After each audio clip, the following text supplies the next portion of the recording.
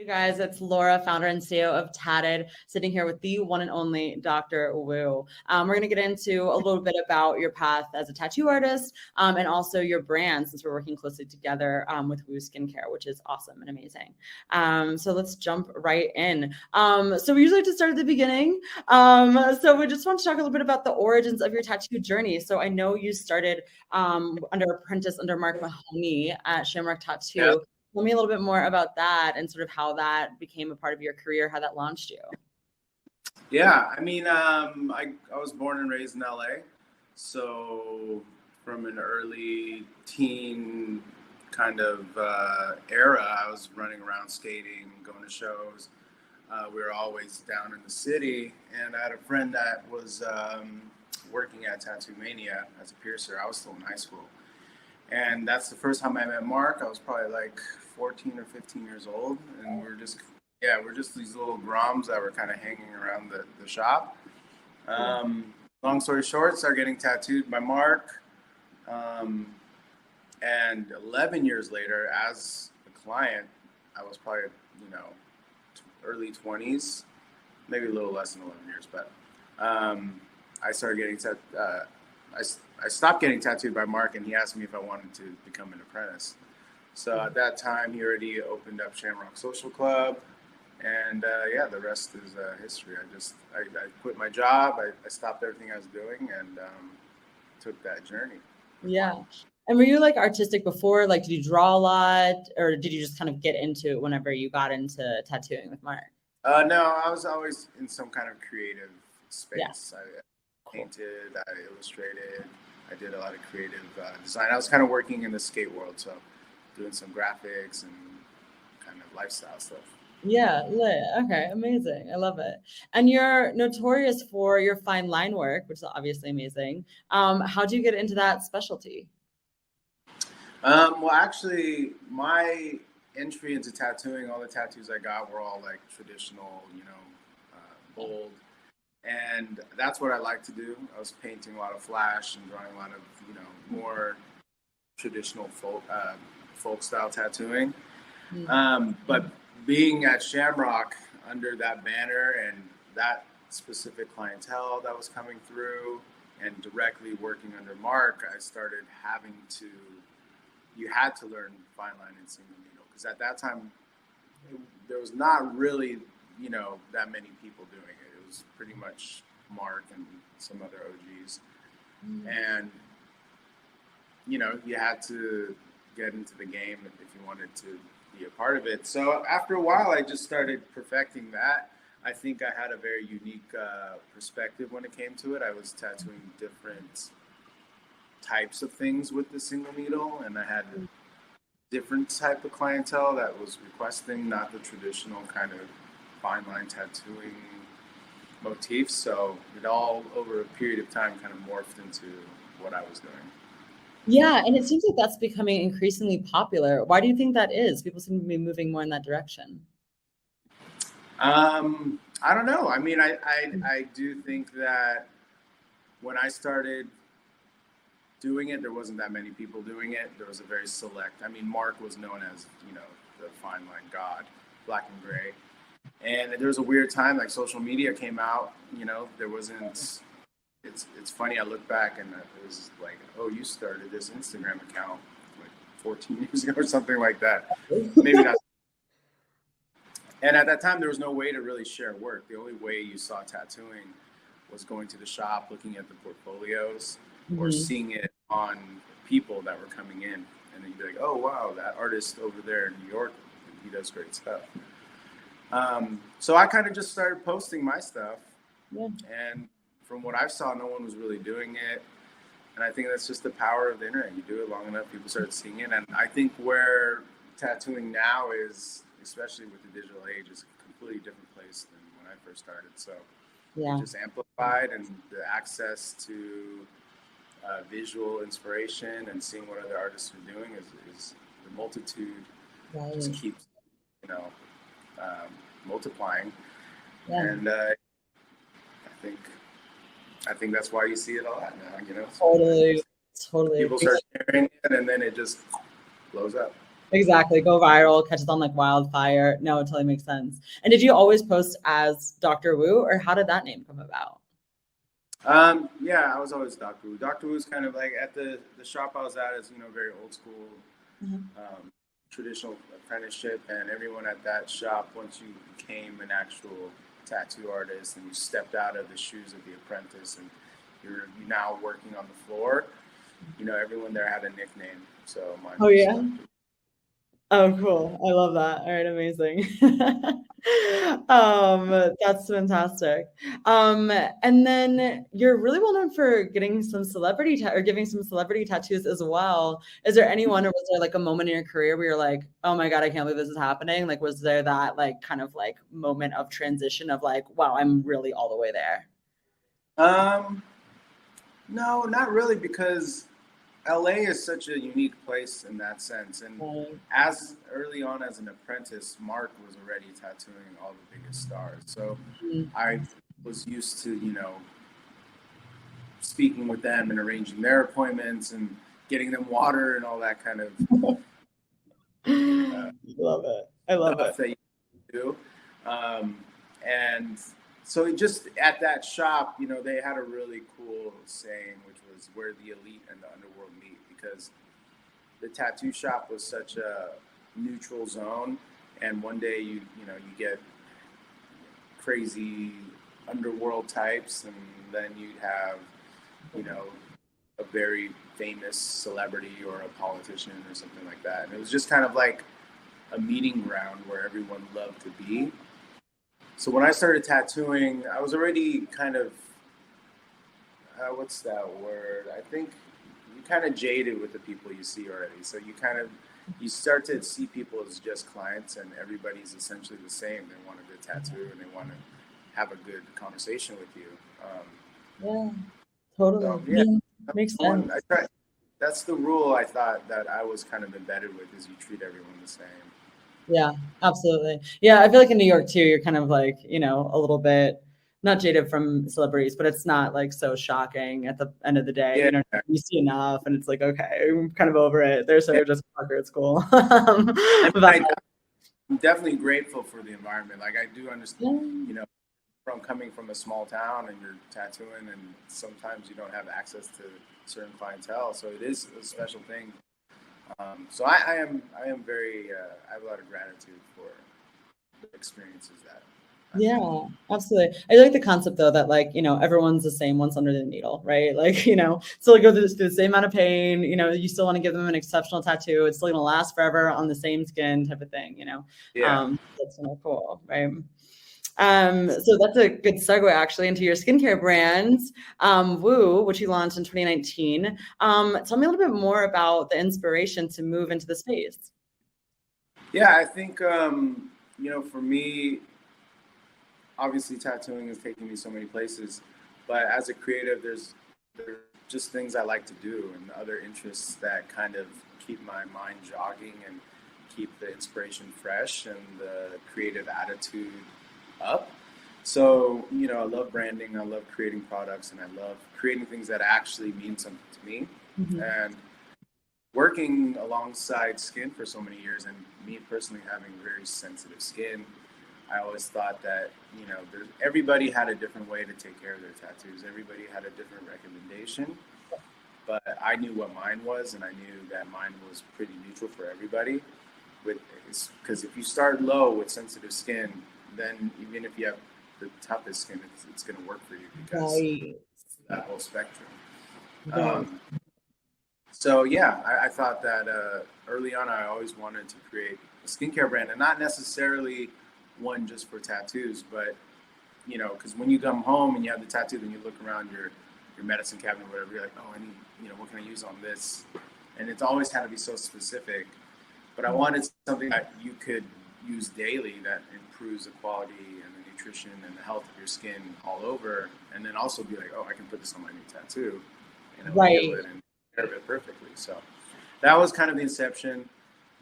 Talk around, meet with some great people, some great designers, some great, you know, partners that help build brands and Mhm. help elevate.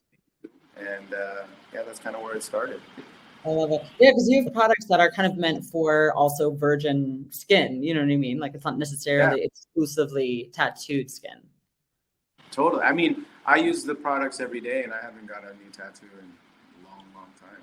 So Right. Yeah. I just I use it to keep my skin hydrated. We worked really hard with our labs to get the ingredients that we wanted and to have a very direct intention of what we wanted the product to do with the highest of quality. So Mhm. Yeah, absolutely. Absolutely. And I feel like there's like a bit of a connection between sort of like that self-care side of things and like skincare and that entire industry and also tattooing and that adding a lot to kind of, your confidence and self-worth. Was that also kind of a connection that you were trying to make? yeah, because you know every everything under our umbrella of what we do. Oh, sorry. Maybe. Um, People are connecting it to a lifestyle. We get tattoos, we eat what we eat, we live, we exercise, we wear what we like. It's all part of a cycle, and it's part of our universe. So Yeah. when I create these products, and everything bounces off each other, and the inspiration is to elevate each part of your life to make the other parts better and create a nice balance. And sometimes I realize the way I feel about certain things is all because of how another part of my life is being affected. Yeah. So why not keep everything on the same spectrum and try to elevate all the parts of your life to keep everything good and neutral. Totally. Yeah, it's all very synchronous. You know what I mean? I love Yeah. that. Yeah, absolutely. And speaking of sort of like, style and everything else can go into, branding, your skincare, other elements of your life. Just looking at Woo's brand, it's very sleek. It's very cool. It's very badass. I'm a huge fan. Did anything about your personal style sort of come into the product like that? Yeah, I think meeting with my designers, and we have, or me and the one designer, we obviously want everything to be kind of like when you're a kid and someone's like, if you can make this, how would you make it? And now we have that opportunity to, growing up, you walk down the aisle to see these skincare products, as a first generation, firstborn generation of my family, a lot of things weren't really catered to certain demographics, Mm.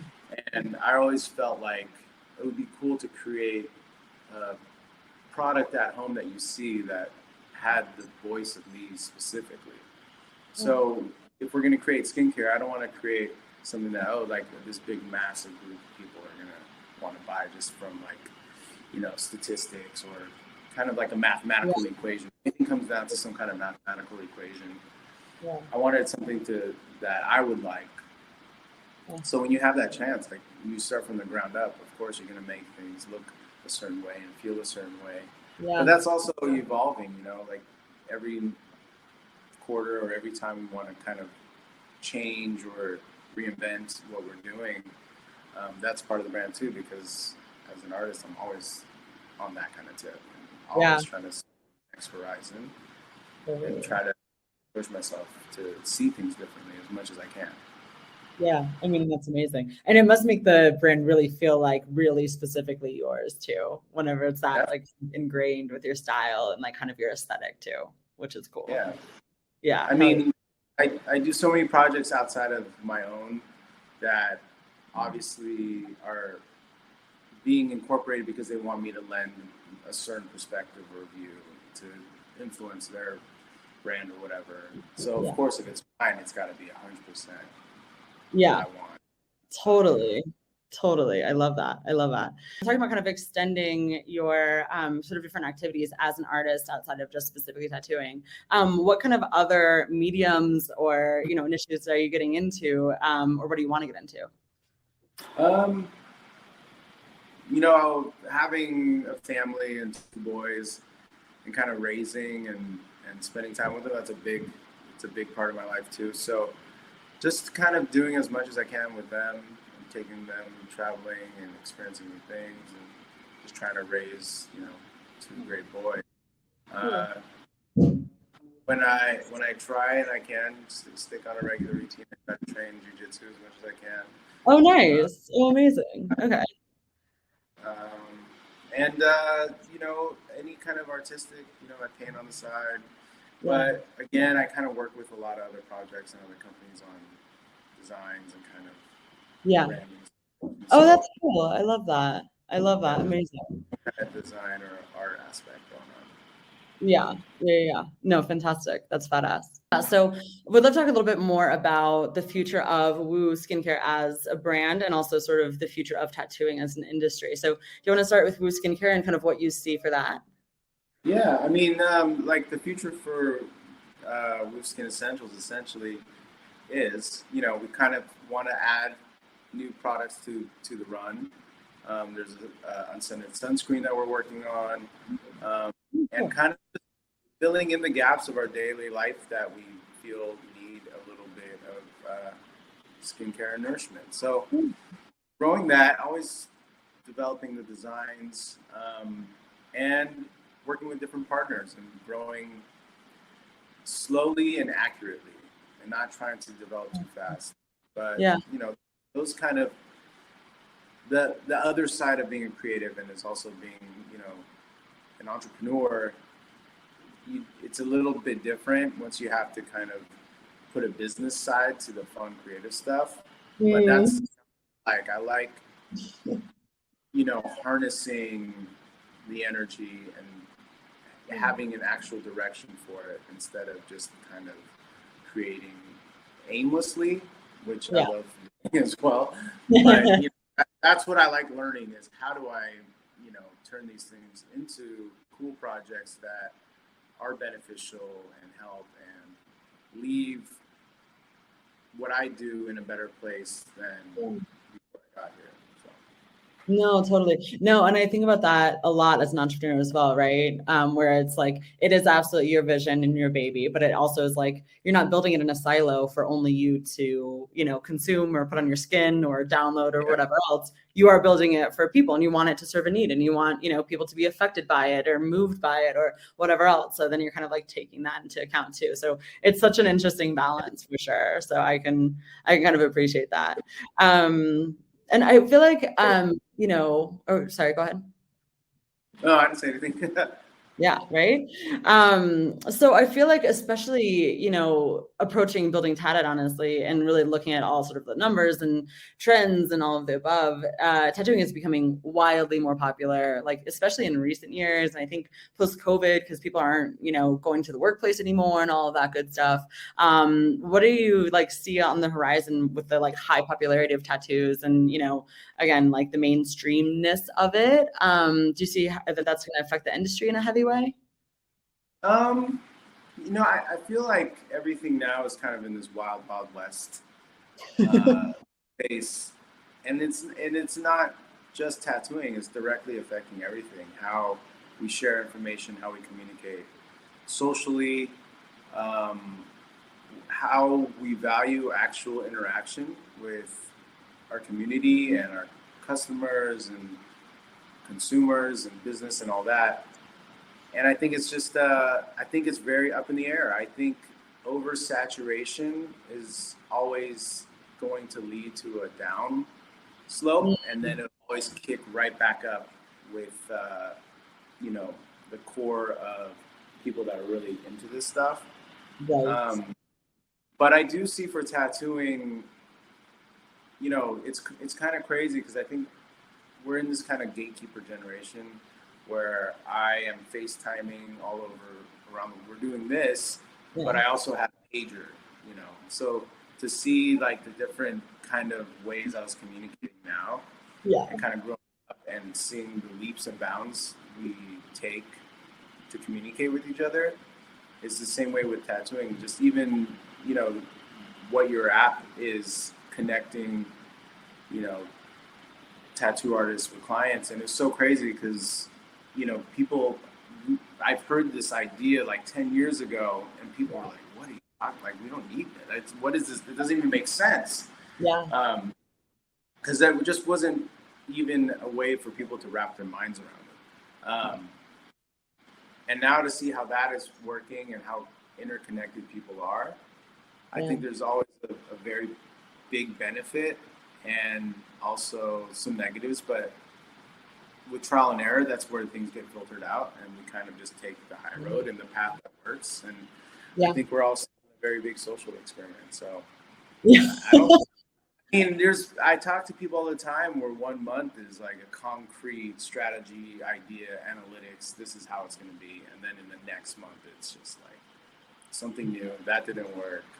Right, right. And it's like, how much do you follow the trend, and how much are you like, okay, so this is like our core though, right? Like you still want to like take in that data and like what people are interested in and all the above. But sometimes you're like, do I know better than the like populace at large? Exactly.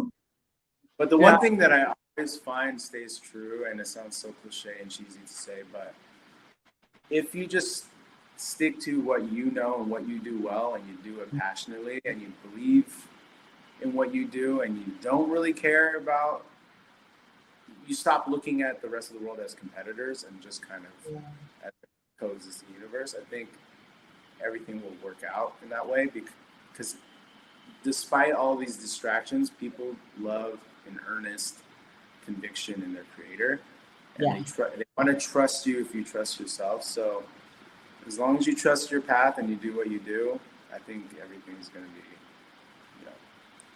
headed in the way. I'm hearing you, man. And it's like, there's this TED Talk, and it's like one of the most famous TED Talks, right? And this guy goes in and he does like a deep dive into all these different companies that failed and that the ones that were successful. And his core is that if you actually have a purpose and like a heart in what you're doing, you will literally statistically be more successful, right? Because you're actually like your whole like person's in it, right? Your whole mind's in it. Like I live and breathe and think about Tattd all day, all night, type of thing.